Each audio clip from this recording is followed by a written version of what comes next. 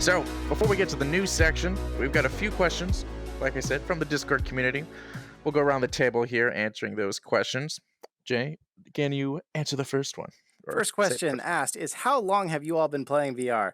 I can tell you I'm going on 5 years now. I started on a Gear VR. For those who don't know what that is, you shoved your phone in this huge hunk of plastic and it turned it into a virtual reality headset. And it was actually, with the right headphones and controller, it was better than people thought it was. It was actually pretty cool. That's really surprising for me to hear. Because I always thought that those early VR headsets were kind of seemed gimmicky almost. Mm-hmm. Right. Like the cardboard one. It was plastic, okay? It wasn't cardboard. It had real Mhm. lenses in it. But the thing about it, Mhm. you could attach it, you could hook a Bluetooth controller up to it. So you could like play actual Oh, Minecraft inside of it. So it was Oh, much that is better cool. than the cardboard ones. It was surprisingly decent. Nice. Adam, how long have you been playing? I've been playing VR for just under 2 years now.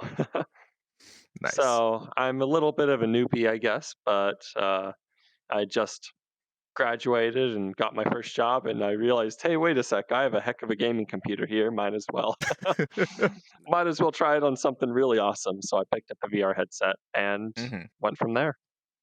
Very Nice. cool. I Destiny? think I'm a little bit under a year, right at a year, not too long after the Quest was released.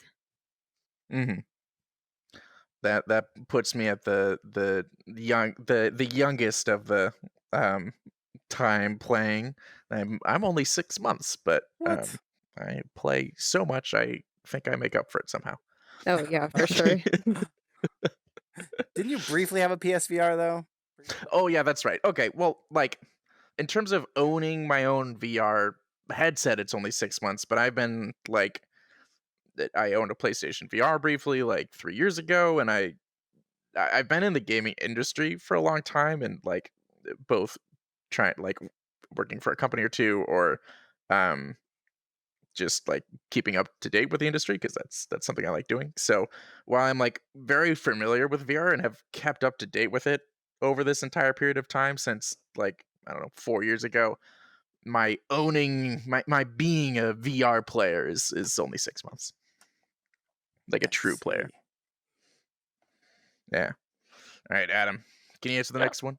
of course. So for our next question, we have Tech R Us from our Discord asks, can you play VR on a Mac? No. And this is a question that pops up surprisingly often on our Discord for some reason. It's no.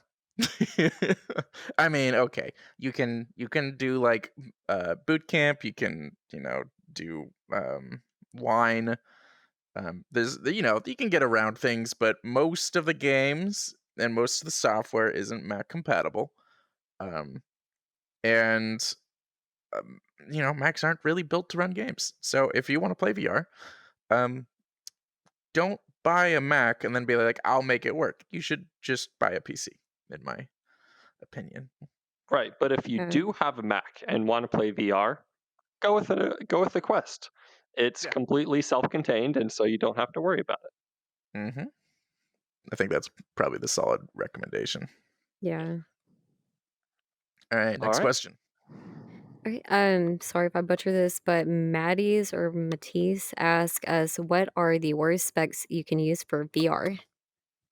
The 970, right? Isn't that like kind of the Uh understood minimum? 970 does work. Oculus downgraded though because it was originally a 1060 to a 1050 Ti, which I believe you can actually buy for less than a 970 even. So Wow. that's, but I think you still have to have an i5 4450. I think is the lowest processor you can run, and I want to say it's like 8 gigs of RAM is the minimum for most of it. Mhm. So yeah, I did Yeah. run VR. I ran Windows Mixed Reality briefly on a 970, and it did okay actually. Yeah. So I think 970 is okay. It's a 3 gig. It's not bad. Yeah. I'd say, if I'm running a T6 1060 myself, and I'm pretty happy with that as like kind of the Like uh, entry? decent, yeah, entry decent runs VR. I have no complaints.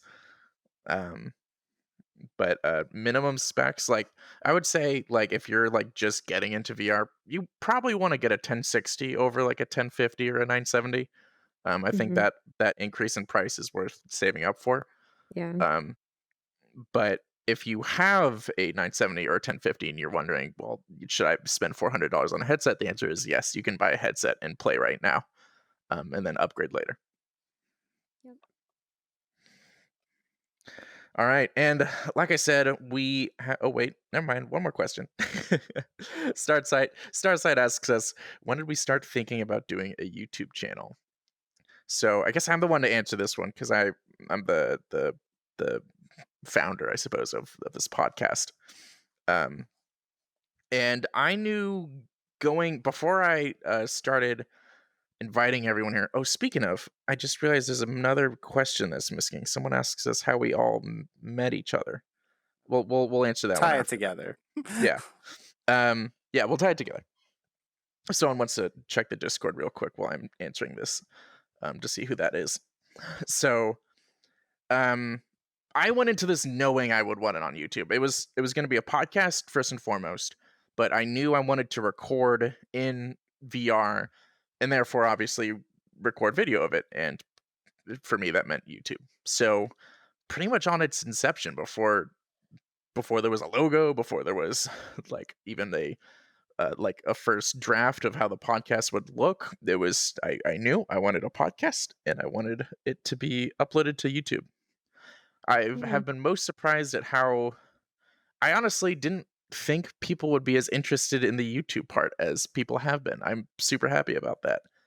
It's more stressful on me because it means I need to stay better up to date on the YouTube channel, but yeah, no, it's and if you're just asking in terms of like, this was for us, at least, well, for me, a podcast first, right? So I went into this going, I want to create a podcast, not I want to create a YouTube channel. The YouTube channel is just like I wanted to give people options in terms of listening to it. So it's not quite the same as like other YouTube channels where it's like, why did you get into YouTube? It's not quite that way. I'm creating a VR podcast that happens to be on Right. YouTube. YouTube is a side effect. But Right. that's the thing. I mean, our kind of the big part of this is that we're all together in VR chat, and you can't really tell in listening to a podcast that that's a part of it. So I see why the audience is interested in the YouTube side of it because they want to see us, they want to see our avatars, they want to see me slapping Rip once in a while over here. Yeah. Oh yeah, They Important. visuals they are very wait important. patiently for it. All right, and then that last question: did anyone grab who it was? I No. saw Adam looking. Yeah. Oh, Not yet. Let me pull it up real quick. Do do was it? do It may have been do do Tech. I do don't know. do do do do do It do was do. Starsight. How did you Oh, guys find okay. each other? Mm. Um, Reddit posts. um, so we did not. Well, actually, okay. Jay and Destiny knew each other ahead of time, but in terms of like my finding the crew, it was I knew I wanted people that were more knowledgeable than I. I wanted people that already been playing VR. I wanted developers if I could get them. I wanted YouTubers, and I was very lucky to get both. Um, and yeah, so I posted to Reddit. I was just like, "Hey, who is interested in being in a VR podcast?" Because I thought that the VR podcast I wanted wasn't a thing. Like there was no VR podcast that I could find that I was like, this is something I want to listen to. So I was like, I'm gonna create my own.